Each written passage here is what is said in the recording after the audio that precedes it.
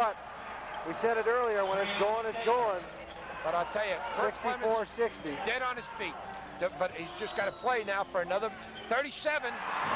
Back to 2 points. Everybody's hitting lights out right now. Right now, keep in mind. Is that the tube smoking on that TV, or is that the game? Tell you what, I don't know if that set's working anymore. But keep this in mind. UVIC does not have to shoot the basketball if they can control it for 30 seconds. Don't know if you can against those pickpockets. All right, the Viking is trying to get everybody stirred up. The coaches are trying to get everybody settled down. This is Ken Shields talking to the Vikings. Okay, listen up. Listen up.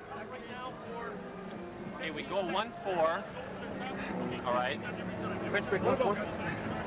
1-4 press break. Okay, you've got the ball out. Cord, you're coming to the ball. Graham, you're setting the screen for Cord.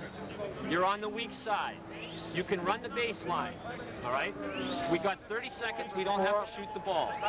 If it's not there, Lloyd, if it's not there, you come back and get it.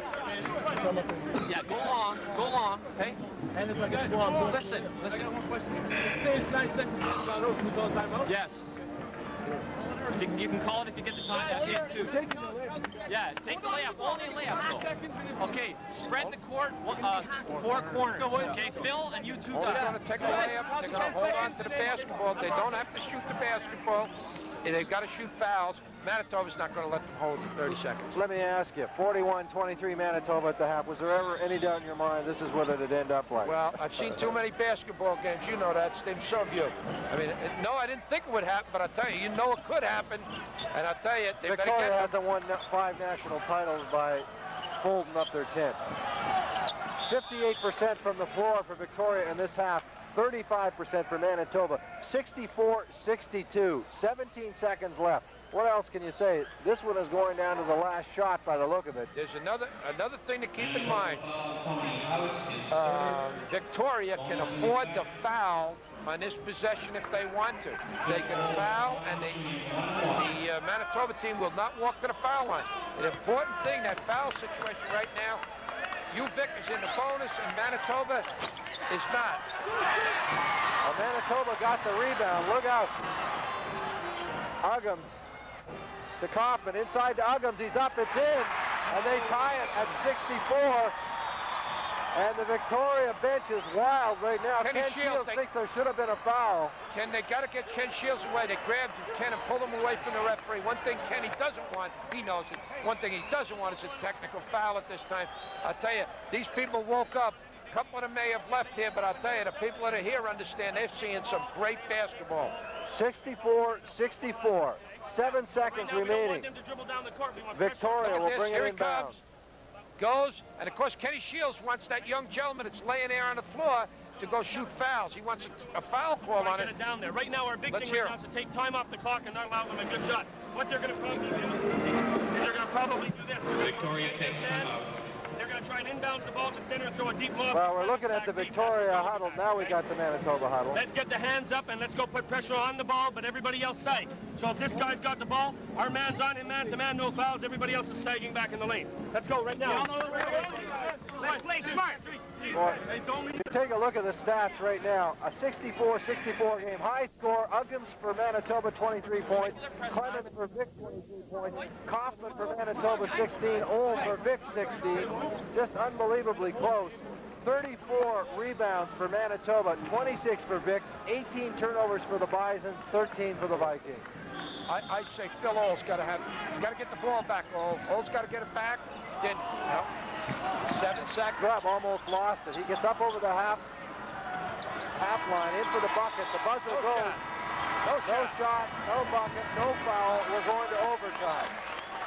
Oh, I'll tell you. Well, you know, the momentum's got to be with UVIC now. They came back from nowhere, dragged themselves up. They've got to maintain it, though, but it is a little bit of a reprieve for Manitoba. I thought once they went down, they might go right down the drain.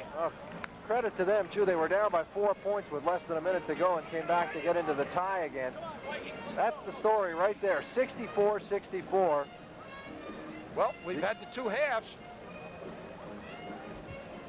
First half is a Manitoba game. Second half is a UVIC game. We'll give you those stats again that we just got a moment ago. The scoring is so close, it's hard to believe. But Jack, I'll go over the high scores. You go over the rebounds and such.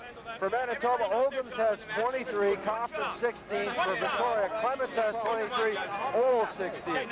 Well, 34 rebounds for Manitoba, out-rebounding UVIC by 8. Turnovers 18 for Manitoba, 13. Jump over, go defensive jump. Okay, defensive jump. Right now. Let's go, come on. 1, 2, 3, go.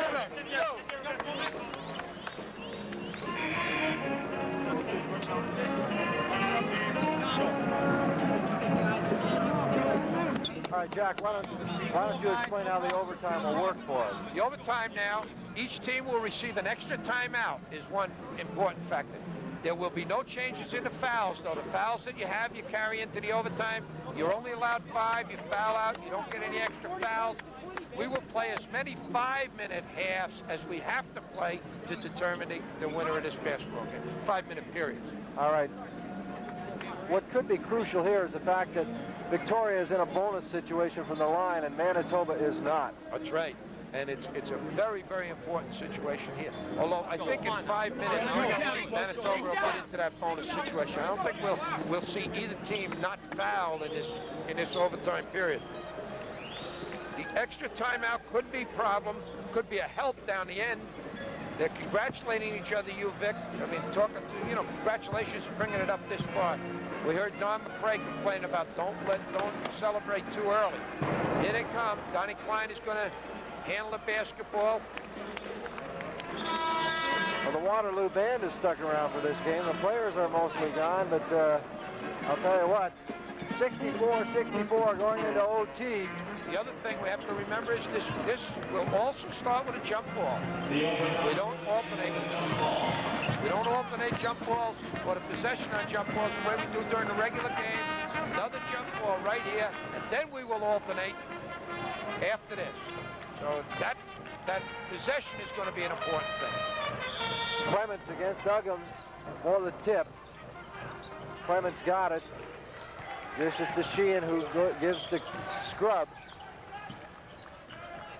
I don't think I've seen a Victoria game at all where Pasquale has played this few minutes. He can't have been in there for more than 3 or 4 minutes. He's a big factor, but I'll tell you, Lloyd Scruggs is the guy that's changed that.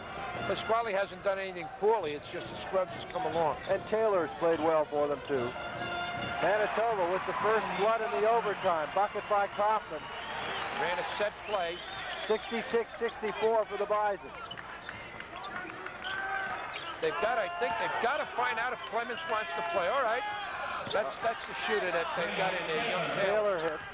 They've got to get it to Clemens, see if he's ready to play for the overtime, because if he is, he can take it over. That ties it at 66. Clemens almost dead on his feet towards the end of regulation time. We'll have to see if he's got his second win yet. Maybe it's about his 4th win by now. Ball will go over to the Vikings. Tied at 66. 4:06 remaining in overtime.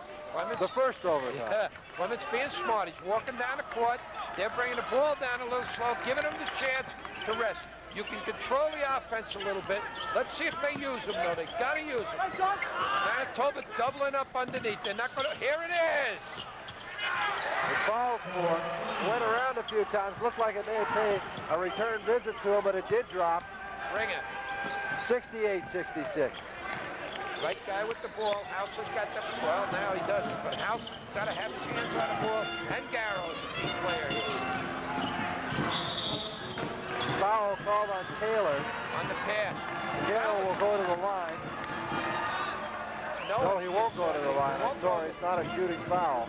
That should be the 6th foul. That's right.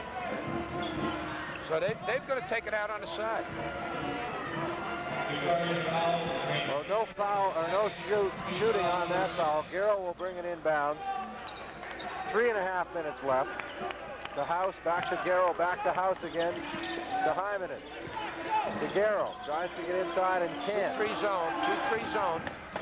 Changing defenses. Hasn't seemed to bother Manitoba up till now. Hyman behind him to Kaufman. Inside to Uggams. fakes once, gets it up over to Hymanen.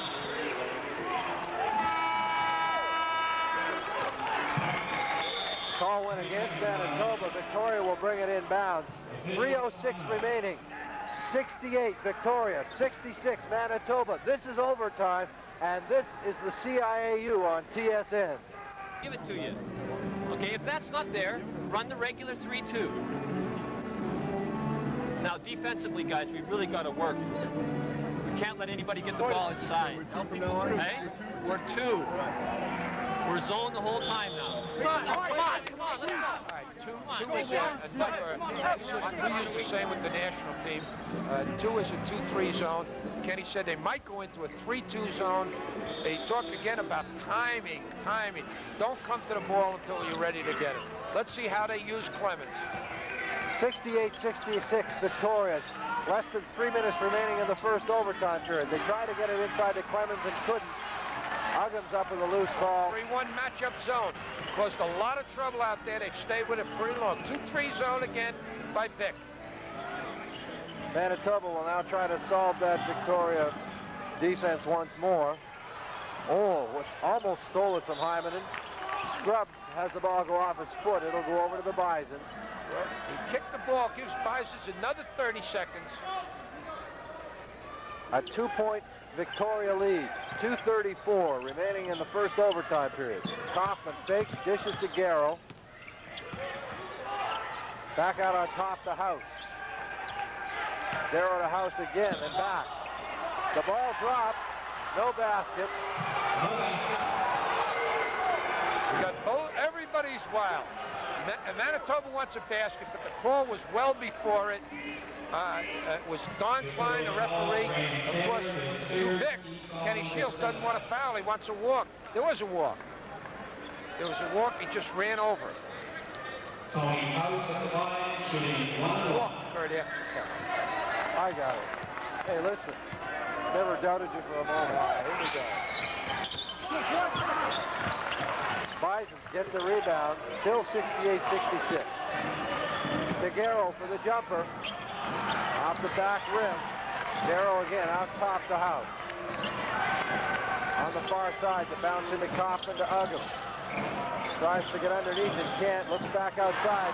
Picked off. Great play by Taylor. Stole it right out of the air. Quick break. Sheehan in for the bucket. He's fouled. The basket did not go in. But he'll go to the line, and he's in the bonus situation. That's the 5th foul. And that's Uggams. Joe Uggams is out of the game. Key play. And he is distraught. Joe Uggams is distraught, and understandably so. Pass. Again, Taylor gets that pass up to Sheehan, and Sheehan is a tough piece of machinery. Takes it right to the goal, gets smacked. Ball goes to the weak side, but it doesn't matter because he's got to shoot 2 fouls. Joe Uggams is just about inconsolable over there on the Manitoba bench. And I'll tell you what, Jack, he's just played his heart out. He's had a great game. You can see him now. He's fouled out, and he's fatigued, and he's just put everything he's had into this game. And, especially if they missed. And I'll tell you what, lots of time, minute 56. you're going to have to go a long time before you see anybody play that good a game when this much is on the line. It's just outstanding. That's right. Well, you know, there's not much you can do about it. You just got to stay with him.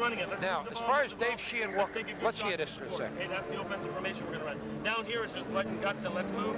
Keep pressure on the ball, and you got a rebound now for us, okay?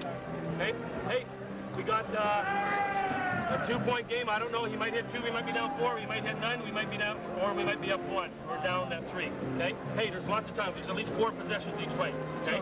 So let's go down and run it right now.